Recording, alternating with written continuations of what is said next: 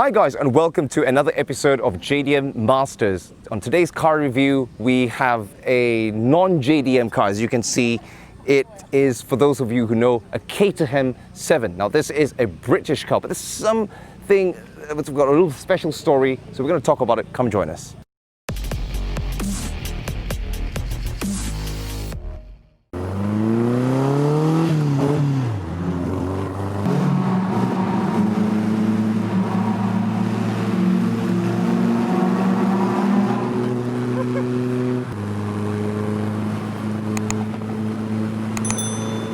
すごいね、かっこいい、かっこいい。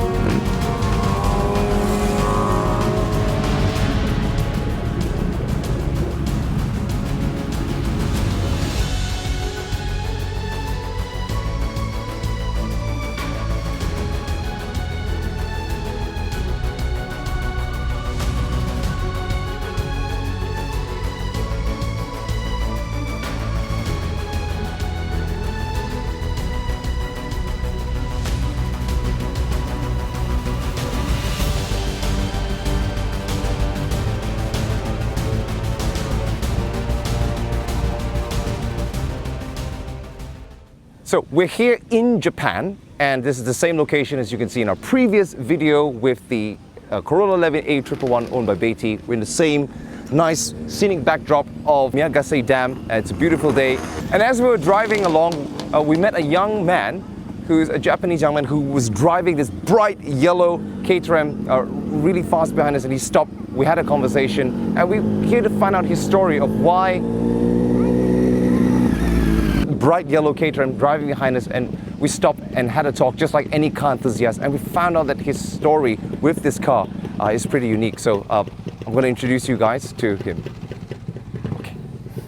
Hi, nice to meet you. Nice to meet you. Nice to meet you. What is your name? Taku. Taku. Thank you. This is your car. ありがとうございます。ありがとうございます。これはどんな車ですか？これはウエストフィールドスーパーセブン。あ、ウェストフィールド。そうですね。ロータスじゃないんですかね。じゃない。ウェストフィールドってイギリスの小さいのメーカーって聞いてますけれども、そうですね。あとウェストフィールドとロータスのすみません、特に何が違うんですか？特には、まあ作りが違いますね。軽さだったりパワーだったりが違うのもありますし、あと重さ、車の重さも違う。見た目はまあほぼ一緒ですかね。中が違うぐらいで。なんでウェストフィールドの方が選んだんですか？もともと父が憧れてた車でセブンがで探したくなくてたまたまあったのがウエストフィールド。なんかこっちの方が日本に少ないですね。めちゃくちゃレアですかね。レアっちゃレアですけど不人気だから入ってないみたいな。でも他のグループでみんなねロータスを持ってるの方と一緒にだとレスフィールドですよね。そうですね。違うですね。素晴らしい。今までどんな車が乗ってたんですか？自分が乗ったのが軽自動車乗って、ワンボックス乗って、でこれ。魅力的ポイントが何ですか？なんでこういうの車？なんで？普通の例えばAE86 とかランエーボーとか、なんでこれですか？日本の車って形が変わっちゃう。形変わらない。っていうか魅力。なるほどですね。日本車は3年に1回とか5年に1回って全部変わっちゃうけど、変わったことがない車。永遠にこういうの形ですね。なんか変な話なんですけど、前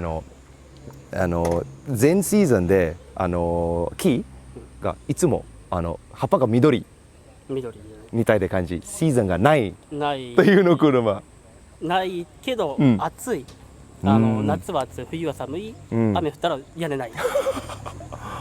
そうなんか結構不便不便ですけどね。けどその不便を考えてはいけないような車。魅力男のロマン。そうですね。本当に屋根がつけることはできないですか？できます。できます？高いです。100万かかっちゃいます。え？じゃあもし今これから雨が降ったらどうするんですか？諦めよう、濡れよう。どっかでガラージを探して、まずもう家まそのまま。で帰っちゃう。わお。じゃあオートバイと同じ感覚。そう。面白い面白い。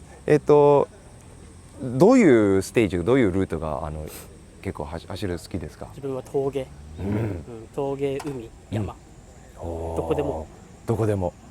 なんかたくさんは車が大好きだからすごく感じるんですけど。好きですね。乗り物は自分に対してどういう表現できればいいんですかね？乗り物に対して。例えば軽自動車も乗り物じゃん。はい。ボックスの乗り物で、スポーツカーね、例えば最近外国人でも JDM カーが好きで、歴史があるパワーとかでも結構こういうの車を選ぶと、ハードコアと言えるんですけれども、なんでですか？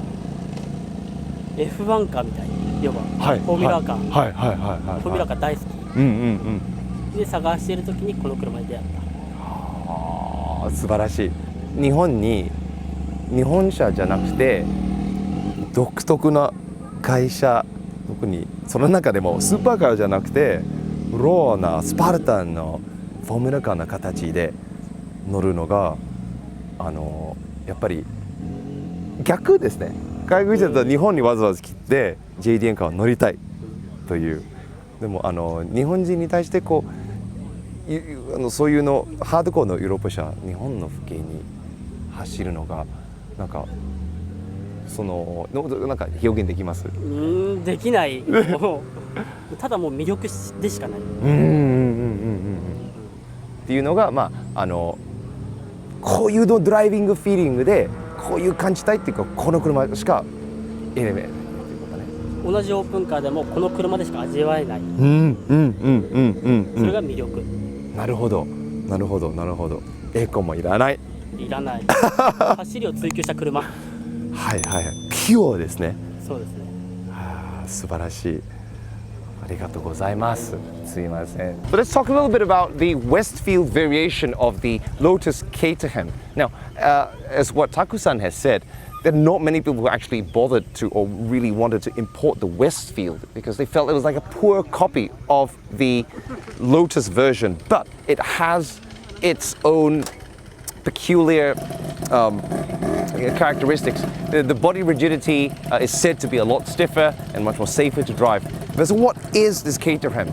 It's basically, you could say, an aluminium top frame chassis with an independent double wishbone suspension made of a frame. It's basically a Formula One car, with a fiberglass body and an engine attached to it with no roof. It's just about pure driving spirit. In the setting of Japan, where the toge passes are very narrow, tight corners, there's lots of winding strips going up and down. And most of these roads are only suitable for like even second gear or third gear corners. Something like this makes a lot of sense. Now, of course, it's a little bit of the grass is green on the other side sort of feeling.